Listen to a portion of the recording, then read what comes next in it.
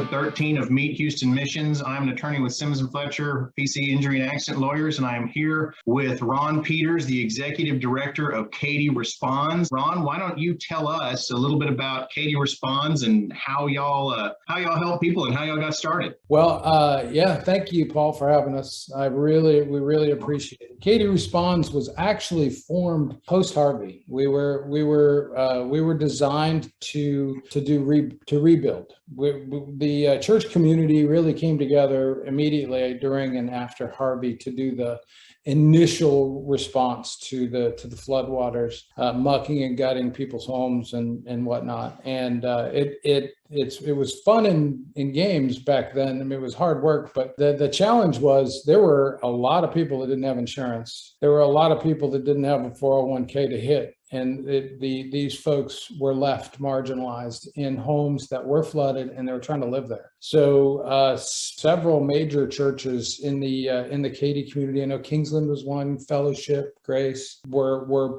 probably the larger of the three that kind of sat in a room and said, hey, let's build a rebuild group. So we could start fundraising and getting money to try and help some of these families up out of the disaster. So we're basically a nonprofit disaster rebuild group, and that's pretty much our world. We've gotten into some of the mask stuff. We've done some food drives during the pandemic, just to stay busy and to be in the community. But for the most part, our staff is and we're aligned to serve those that are affected by disaster. So we've got a board over here that still has Harvey home, and so our job is to show up with God and reveal Him to them as we go about our business, finding money and then doing the repairs. So we have a staff, contractor base that we use. So we're a little construction company, little remodeler. And then,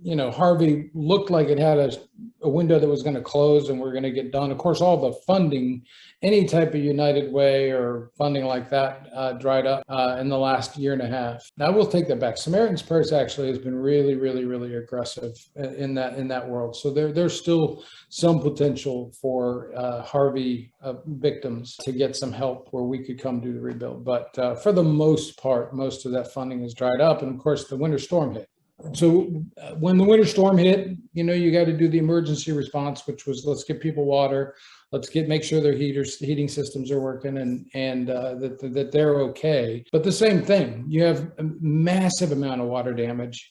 We have mold growth everywhere, and these folks, they don't have any place to go. They're living in it, Paul. So we turned around and started trying to find some funds to help us do rebuild from Uri. And and we were able to. United Way has been spectacular. The George Foundation, spectacular. Greater Houston Community Foundation, spectacular at supporting at least us and groups like us. And they do the big work of gathering the dollars, and then they have us go out and apply for them. And so we've been blessed with grants in Fort Bend County and Harris County, able to do some work with Hope Disaster out of Cypress. They've been supporting us, and as SBP as well has gotten some funds. So my job right now actually is to go out and try and find funds. That's what I do. I don't like to do it. I'll be honest with you. It's not my favorite thing.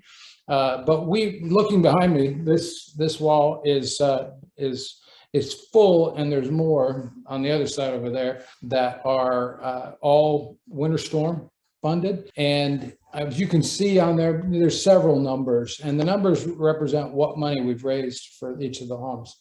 Some of them are done. Some of them we'll be able to do the work and not need any additional funds. But half of them are not even halfway there. So we have a lot of work to do. So it sounds like you guys raise funds on a kind of a per home basis and then use those funds to fix that particular home. Is that kind of how it works? If it's a grant, Paul, the grant will typically cover a bunch of houses. Gotcha. So, but they typically limit us to a particular value.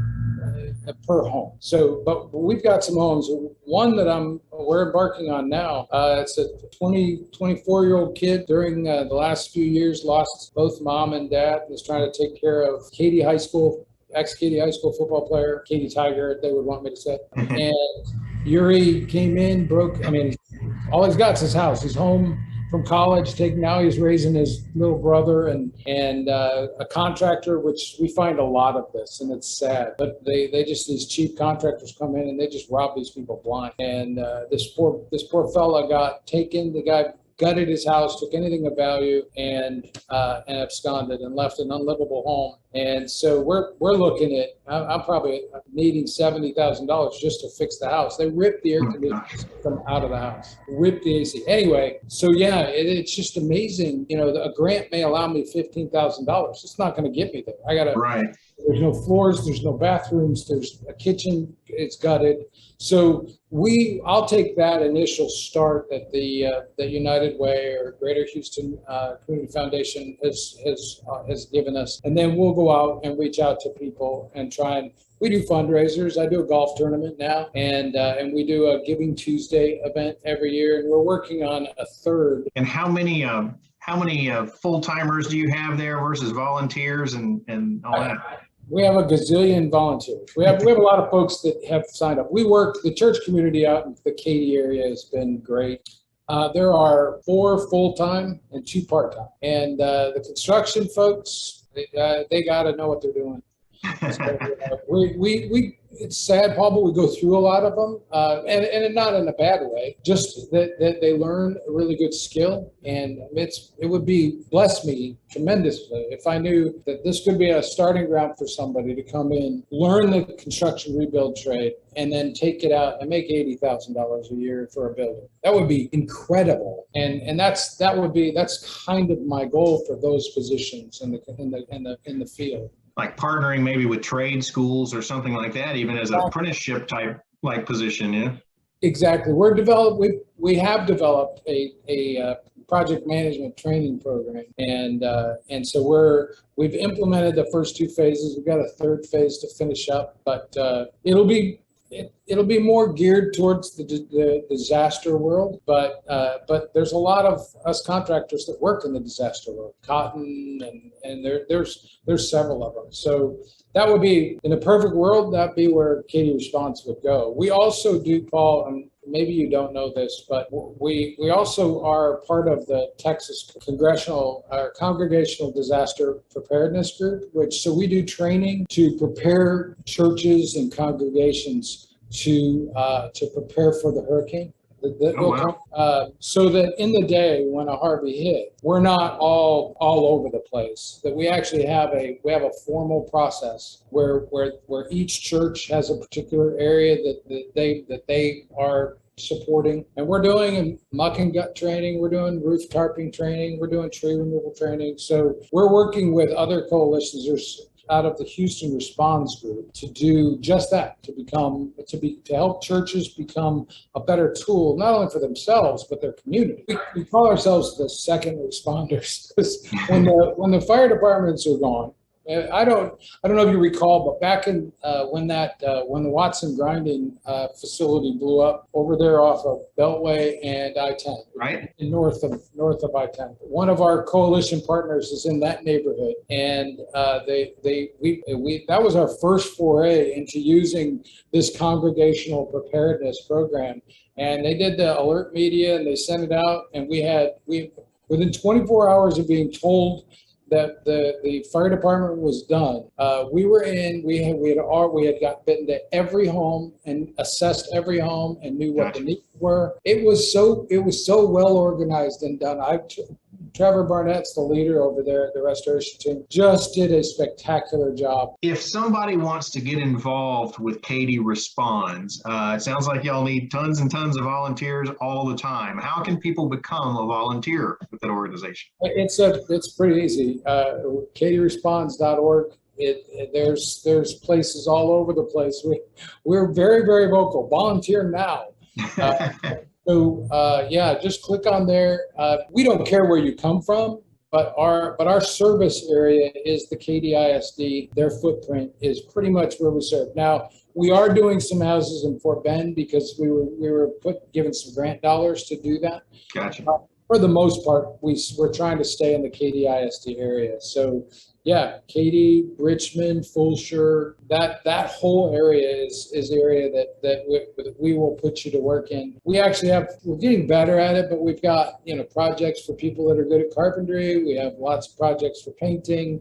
We just picked up a new fence today. So in this situation, a lot of organizations charge for volunteer teams to come out. What we'll typically do is companies will call us and say, hey, we want to do an employee day out service day, and we'll find out how many people they've got. Typically, we'll put them to work on a fence or a landscaping project, and any of the costs associated with getting the material to do that fence, we'll offer that to the company to pick up. So we're not having to use Katy Responds dollars out of these homes to make that happen.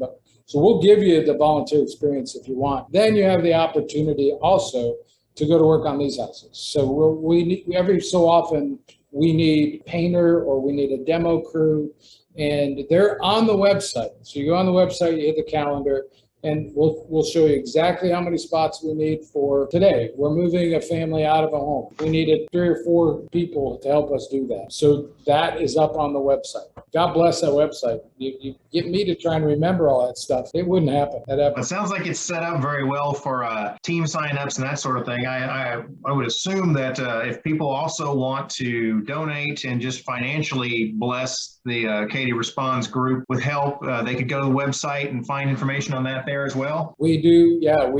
It's very easy to do. I'd be thrilled to meet anybody who wants to financially support us. It's such a big deal to us.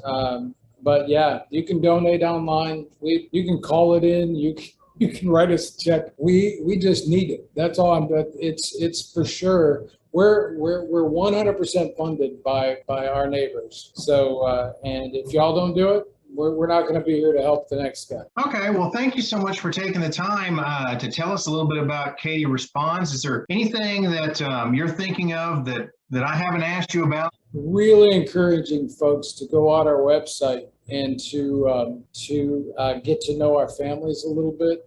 You'll be surprised at who's in need out there. They're your next door neighbors, and they're hiding. You mentioned to me before we got started here that people can actually go on your Facebook page and kind of meet some of the families that you've helped, that some of them have allowed y'all to post pictures and of some of the, not only the work you've done, but of them and how you kind of bless their lives. And so I think that's important too, to get out there, that people can go and follow you on social media and really just kind of see the actual work that y'all are doing and how y'all are helping people. Yeah, we're real proud of it. And just let us know that you looked, because we don't know if you do.